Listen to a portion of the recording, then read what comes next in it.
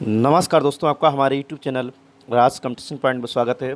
और आज हम लोग सीटेट 2020 के लिए बाल विकास एवं शिक्षा शास्त्र से संबंधित महत्वपूर्ण प्रश्नों पर चर्चा करेंगे।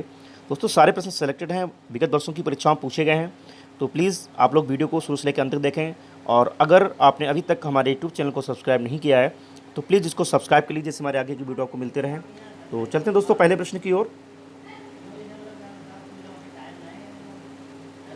पहला प्रश्न दोस्तों है, सीखने में प्रयास व भूल के सिद्धांत का प्रतिपादन किसने किया? तो चार ऑप्शन है, कोहलर, पावलोव, थॉर्नडाइक, गेस्टाल्ट।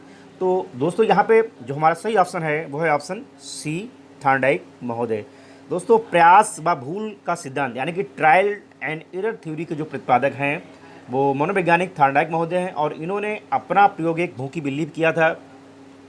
दोस्तों, इन्होंने सीखने या अधिगम के कुल 8 नियम दिए। उसमें 3 नियम प्राथमिक नियम कहलाते हैं, तत्परता का नियम, अभ्यास का नियम और प्रभाव का नियम। चलते हैं दोस्तों नेक्स्ट क्वेश्चन की तरफ। और नेक्स्ट क्वेश्चन दोस्तों है, सामान्य संयुक्त कोशिका में गुणसूत्रों के जोड़े होते हैं। तो दोस्तों यहाँ पे जो हमारा सही ऑप्शन है वो है ऑप्शन बी, 23। दोस्तों, मनुष्य में जो गुणसूत्रों की संख्या है वो है 46 या 23 जोड़े। नेक्स्ट क्वेश्चन देखते हैं दोस्तों। क्वेश्चन नंबर 3 हमारा है, सीखने की वह अवधि जब सीखने की प्रक्रिया में कोई उन्नति नहीं होती है तो कहलाती है। तो चार ऑप्शन है, सीखने का वक्त, सीखने के पठार, स्मृति और अवधान। तो दोस्तों, सीखने की वह अवधि जब बालकों की सीखने की प्रक्रिया में किसी भी प्रकार का विकास या प्रोग्रेस नहीं होती है, डेवलपमेंट नहीं होता है, तो उसे हम सीखने का पठार कहते हैं। तो यहाँ पे हमारा सही ऑप्शन जाएगा दोस्तों ऑप्शन बी, सीखने का पठार। नेक्स्ट क्वेश्चन देखते हैं दोस्तों। और क्वेश्चन नंबर 4 दोस्तों है, अधिगम है। तो चार ऑप्शन है, व्यवहार में परिवर्तन, परिपक्वता तथा व्यवहार में परिवर्तन, अनुभवों एवं परीक्षण द्वारा व्यवहार में परिवर्तन और उपयुक्त सभी। तो यहाँ पे जो हमारा सही ऑप्शन है वह है ऑप्शन सी, अनुभवों एवं परीक्षण द्वारा व्यवहार में परिवर्तन ही अधिगम कहलाता है। और अधिगम मीन्स क्या होता है? लर्निंग, मतलब सीखना। नेक्स्ट क्वेश्चन देखते हैं दोस्तों। और क्वेश्चन नंबर 5 है, वाइगोत्स्की के अनुसार बच्चे सीखते हैं। वाइगोत्स्की के अनुसार बच्चे सीखते हैं। तो यहाँ पे हमारा जो सही ऑप्शन दोस्तों है वो है ऑप्शन डी, वयस्कों और समवयस्कों के साथ परस्पर क्रिया करके।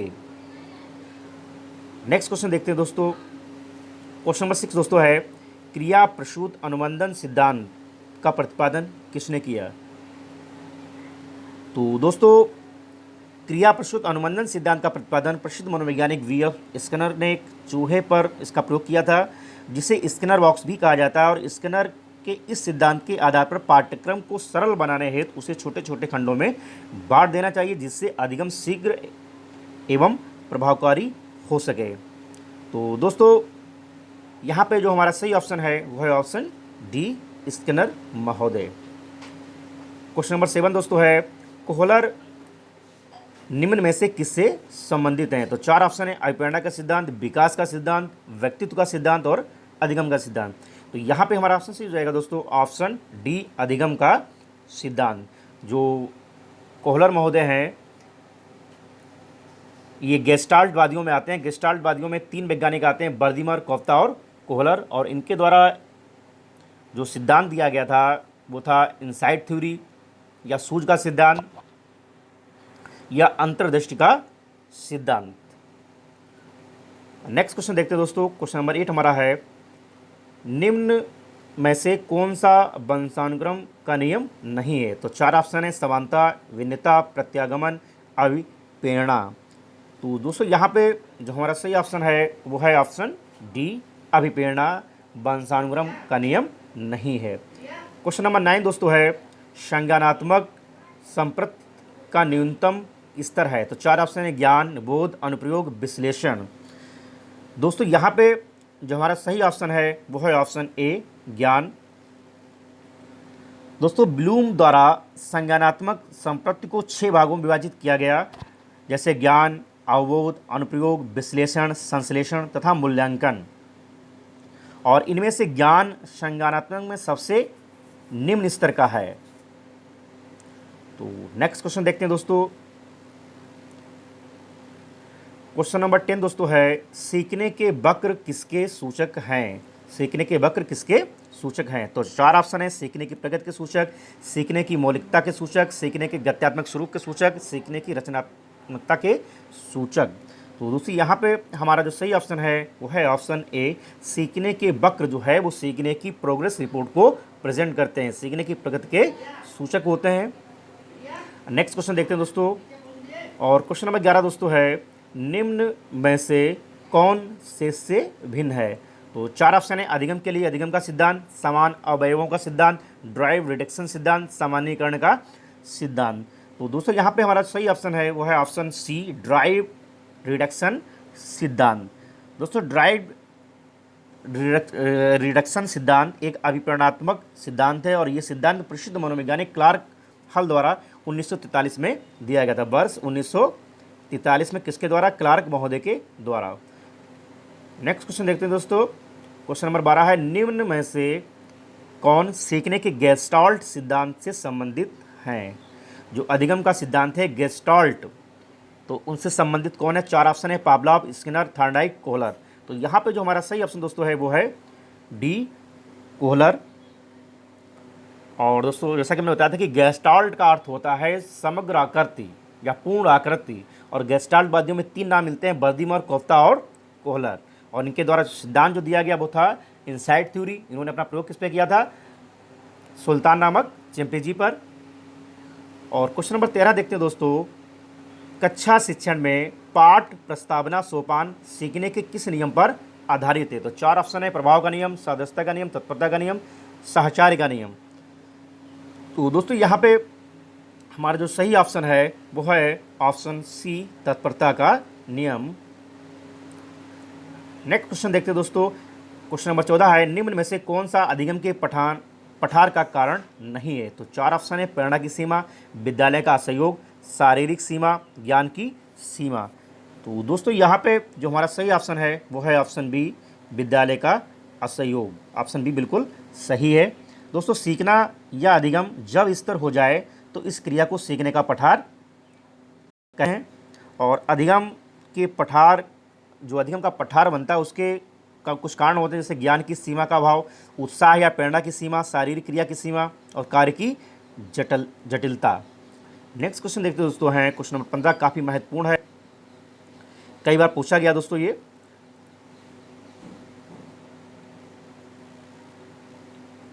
अधिगम अनुभव और प्रशिक्षण के परिणामस्वरूप व्यवहार में परिवर्तन है, ये कथन किसका है?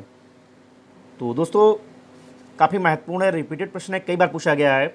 दोस्तों अधिगम का अर्थ होता है सीखना, और ये एक ऐसी प्रक्रिया है जो जीवन पर्यंत चलती रहती है, लाइफ टाइम, ये प्रोग्रेस से लाइफ टाइम चलती रहती है, और इसके माध्यम से हम ज्ञान अर्जित करके अपने व्यवहार में परिवर्तन लाते हैं। गेट्स व अन्य मनोवैज्ञानिकों ने अधिगम को परिभाषित करते हुए कहा कि अधिगम अनुभव एवं प्रशिक्षण के व्यवहार में परिवर्तन है। तो यहाँ पे जो हमारा ऑप्शन सही दोस्तों है वो है ऑप्शन ए, गेट्स व अन्य।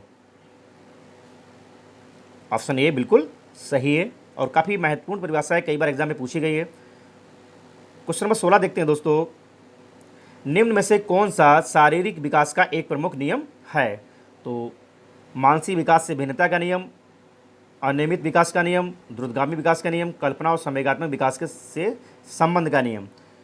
तो दोस्तों यहाँ पे हमारा जो ऑप्शन सही है वो है ऑप्शन सी, द्रुतगामी विकास का नियम। दोस्तों शारीरिक विकास एक सतत विकास है जो कभी मंद तो कभी तेज गति से होता है, और द्रुतगामी विकास शारीरिक विकास का प्रमुख नियम है। नेक्स्ट क्वेश्चन देखते हैं दोस्तों, क्वेश्चन नंबर 17 काफ़ी महत्वपूर्ण है, ये भी रिपीटेड क्वेश्चन है, पूछा गया है काफ़ी एग्जाम में।